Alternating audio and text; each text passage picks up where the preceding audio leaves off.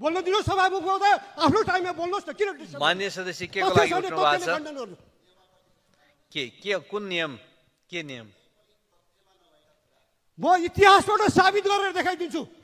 इतिहासका पुस्तक पढेर माननीय सदस्य मैले यहाँलाई समय दिएको छैन त्यसैले आसन के भन्नु पाइन्छ मलाई थाहा छ माननीय सदस्यहरू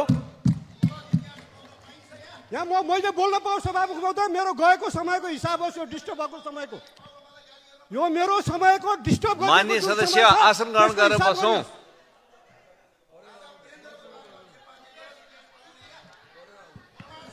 इतिहास पढेर आउने इतिहास पढेर मसँग बहस गरेर आउने मिस्टर मान्यजी इतिहास पढेर आउनुहोस् ल माननीय सदस्य इतिहास पढेर आऊ बहस गर्ने भने आउनुहोस् न पढेर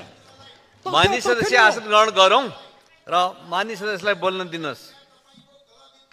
मेरो मैले बोलेको इतिहास गलत हो भने इतिहासका पुस्तक पढाएर माननीय सदस्य समय लिएर बोल्नुपर्छ त्यसले गर्दा